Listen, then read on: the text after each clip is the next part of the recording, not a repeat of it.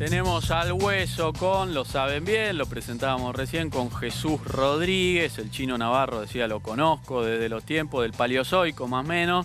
A Jesús, un experimentadísimo dirigente radical. Escribe, nota siempre en su blog, siempre interesantes. Bueno, ustedes lo conocen. Diputado toda la década del 80, prácticamente toda la década del 90 también. De la coordinadora.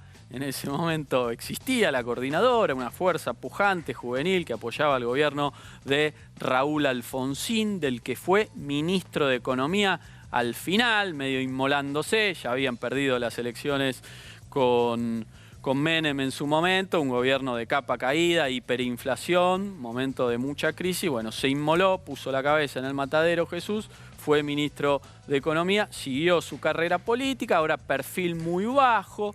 Integrante de la Auditoría General de la Nación. No suele hablar, hizo una excepción, lo valoramos mucho. Jesús, muchas gracias por estar aquí. ¿Qué tal? Buenas noches, un gusto acompañarlos. Bueno, sos un dirigente radical, que estás siempre jugando ahí, siempre con tu corazoncito en la UCR. ¿Cómo ves este momento del radicalismo? Resucitó un poco después del final del gobierno de Mauricio Macri. Habían sido socios bastante minoritarios, por no decir parlamentarios exclusivamente, durante el ciclo Macri. Ahora dicen, nosotros queremos ser, lo tienen a Manes, a Gerardo Morales, internas en la provincia de Buenos Aires bastante voluminosas en términos de participación, juventud radical que dice no tiene el patrimonio de la política de la militancia del kirchnerismo, nosotros somos radicales, jóvenes y también queremos activar. ¿Cómo caracterizás este momento del UCR? Un partido político que es el más antiguo de la Argentina, pero también el más moderno. A ver. Atravesó 3 siglos de historia en nuestro país. Sí, es cierto. Pero al mismo tiempo es el más moderno porque es el único partido político, no solo de la Argentina, sino de América Latina, que tiene una escuela de formación política online, donde miles, y no es una metáfora, miles de ciudadanos de todo el país se capacitan en la formulación de políticas públicas. Sí. Un partido político que está con una franca decisión de disputar el liderazgo político de la coalición que integra, que fundó. Sí. Que gobierna las universidades, sí, las federaciones donde votan los estudiantes, de verdad, no encuestas, de verdad, se vota y gana la franja morada. Sí.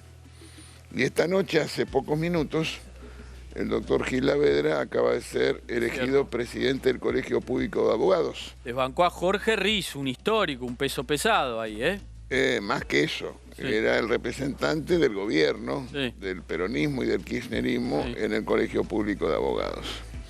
Así que yo diría que si a eso vos le agregás gobernaciones, sí, le agregás casi 500 intendentes en todo el país, sí, le agregás la mayoría de los diputados y senadores de la coalición Cambiemos, sí, que forman parte del radicalismo, estás en una fuerza política con potencial extraordinario, sí, con vocación de contribuir a salir de la decadencia de la Argentina. Sí.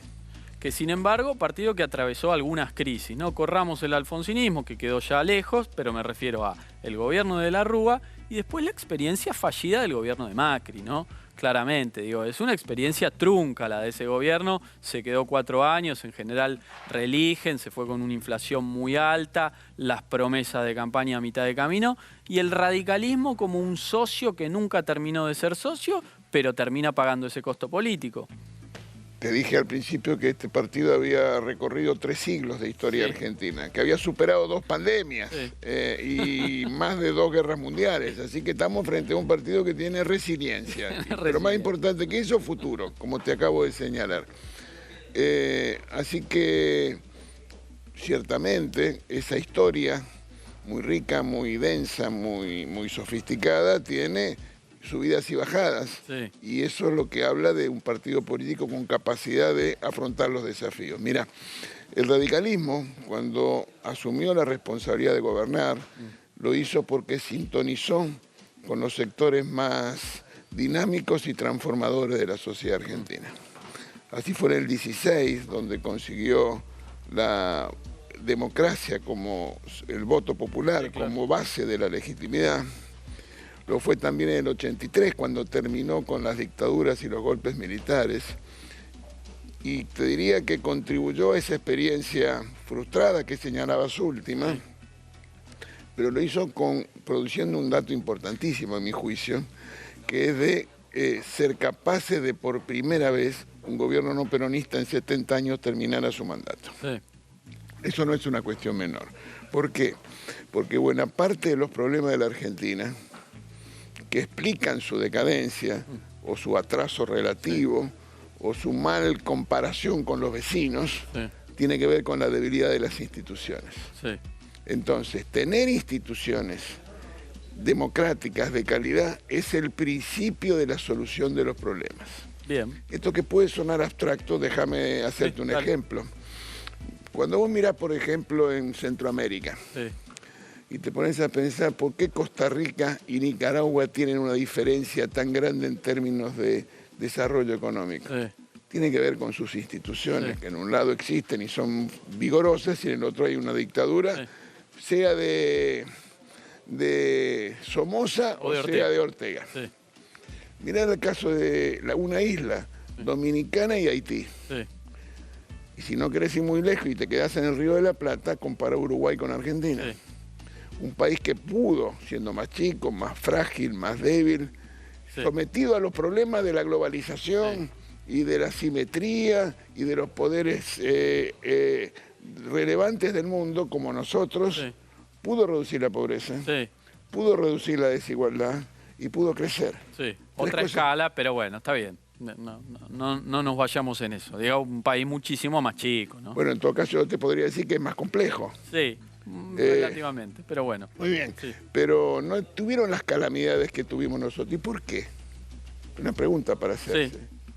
Porque ahí no hay modos populistas de gobernar. Bien. Ahí hay un Estado que funciona. Ahí hay un respeto a la ley. Ahí hay una cultura del acuerdo y del compromiso entre los actores políticos. Y ahí hay una visión de integración al mundo y de respeto de las buenas prácticas internacionales. ¿No termina siendo, Jesús, un significante vacío el de populismo, en donde entra tanto un Donald Trump como, no sé, una Cristina Fernández de Kirchner, digo, según tu mirada? Al revés, mira. Alguien podría decir, como dice Rosan Ballón, que el populismo es una palabra encubridora. Pero vamos a pensarlo, porque se usa mal muchas veces. El populismo está asociado al régimen político. Algunos dicen el populismo fiscal, el populismo penal, el populismo tiene que ver con un registro de modo de funcionamiento del sistema político. ¿Dónde? Se desconoce, se relativiza, se subestima la división de poderes. Se le da poca relevancia a la democracia representativa. Se supone que hay un todo, que es el pueblo, que expresa una totalidad unívoca que no admite las diferencias o los matices. Esos modos populistas pueden tener toques de política económica estatistas, como en los 40 con Perón, o máximo neoliberalismo, los 90 con Menem, y si querés en el extremo, Fujimori en Perú, que cerró el Congreso.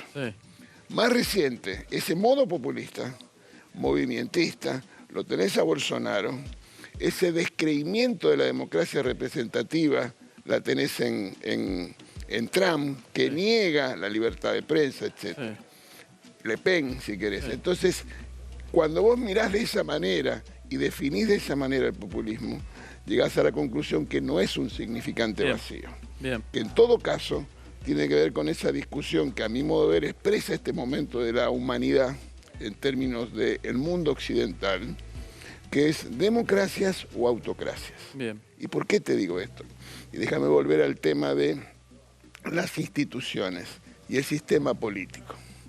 Para nosotros, el sistema político tiene que estar asentado en 3 pilares. El primero, un pilar de naturaleza democrática. La única fuente de legitimidad es el voto, la soberanía popular, expresada de manera libre y con un juego fair play. Sí, como siempre hubo desde la vuelta de la democracia en la Argentina, ¿no? Segundo, Sí. un pilar de naturaleza liberal. Sí. Y no tengo miedo de decir la palabra, liberal. Sí. Que consagra derechos Sí. individuales Sí. para todos, pero particularmente para las minorías. Sí. Y otro pilar republicano, que tiene que ver con la división de los poderes, Sí. que tiene que ver con el control recíproco entre los poderes, que tiene que ver con la rendición de cuentas. Sí. Con un sistema político de esa naturaleza, es posible pensar entonces, junto con una integración al mundo que reniegue del aislamiento internacional y con la promoción y defensa de los derechos humanos, en términos políticos e institucionales, la sociedad que nos gusta vivir. Bien. Y hacia adelante, dentro del radicalismo, ¿quién expresa mejor esos valores? Gerardo Morales, que está anotado ahí para ser candidato a presidente el año que viene. Facundo Manes, el neurocientista este que también pechea, quiere ser. Digo, lo dejo ahí porque me parece que son los dos radicales que están más pecheando la Diría carrera. que me parecen los dos que tienen condiciones, Sí. capacidades Sí. y vocación de ser parte de la nueva etapa que se abre en Argentina y en el mundo, porque hay un mundo de futuro Sí. que tiene que ver con las consecuencias desastrosas para la humanidad de la pandemia y de la guerra. Sí. Entonces tiene que haber una reconfiguración del orden internacional y tiene que haber una reconfiguración acá hacia cada uno de nuestros países, que determine una nueva agenda, que establezca nuevas prioridades, que establezca los objetivos estratégicos de este tiempo que nos ha tocado vivir. ¿Y entonces? Entonces, Manes o Morales, Morales o Manes, o los dos, para mí son la fórmula del futuro de la Argentina. Bien. ¿Manes qué es? Porque es un outsider, da la impresión de que quiere jugar, pero se corre, digo, no está en el internismo, en todo esto de Juntos por el Cambio, las reuniones de mesa, dice yo, a mí no me llamen para eso, yo estoy en otro nivel. ¿Cómo lo describís? Te diría, ¿tiene ADN radical porque cree en la libertad y la igualdad? Sí. Sí. Tiene una convicción de que la política es el modo para transformar la sociedad, sí. Es aire fresco en la política. Sí. Porque no forma parte de la estructura partidaria tradicional del radicalismo, no tiene un compromiso de responsabilidad directa con ningún momento del pasado Sí. y sabe que hay que transformar la Argentina Bien. y que tiene que construirse un sueño colectivo y tiene que inspirar a una sociedad para un desafío de dejar atrás la decadencia. Bien. Te noto entusiasmado con Manes, incluso un poquito más que con Morales, pero lo dejamos ahí.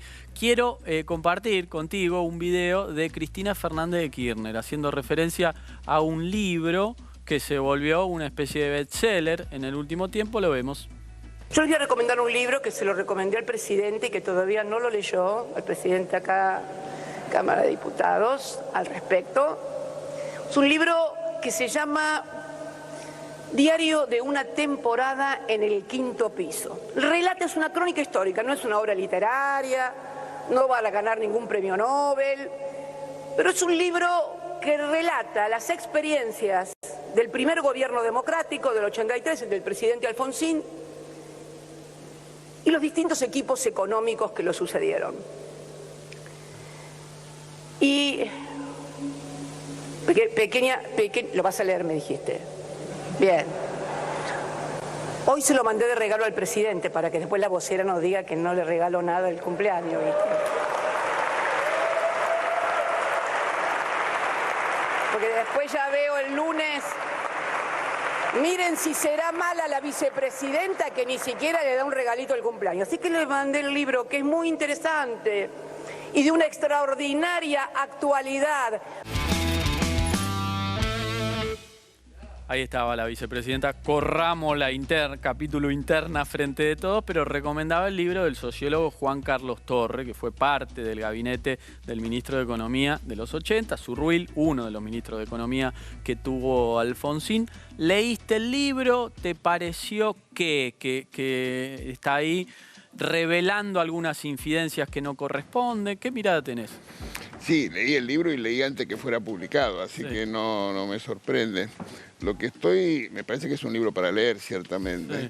pero no coincido con esta idea que dice la doctora Fernández de Kirchner acerca de gran actualidad. Sí. No es un libro de gran actualidad. Sí. ¿Por qué? Porque las diferencias son muy grandes, déjame decírtela. Dale. Ella claramente se lo recomienda a Fernández como diciéndole, ojo que podés terminar así. Claro, míralo así.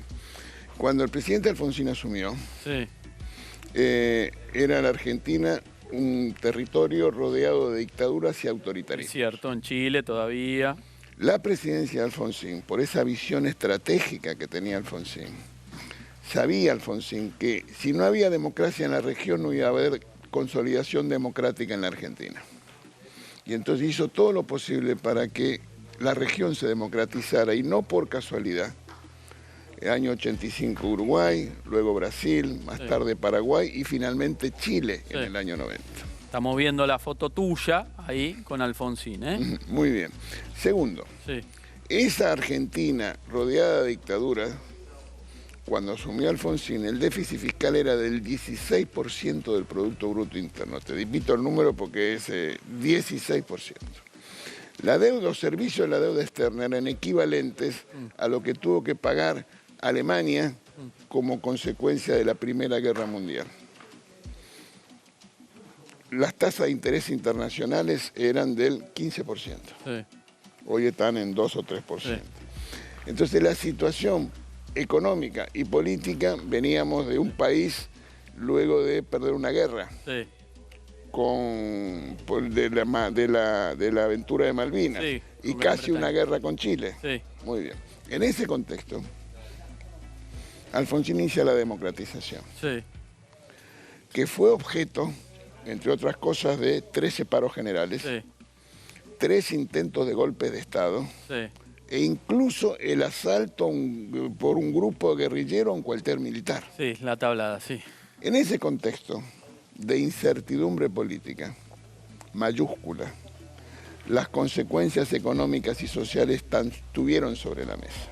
Entonces, la actualidad, como señala la doctora Kirchner, me parece que tiene casi ningún punto de contacto con esto.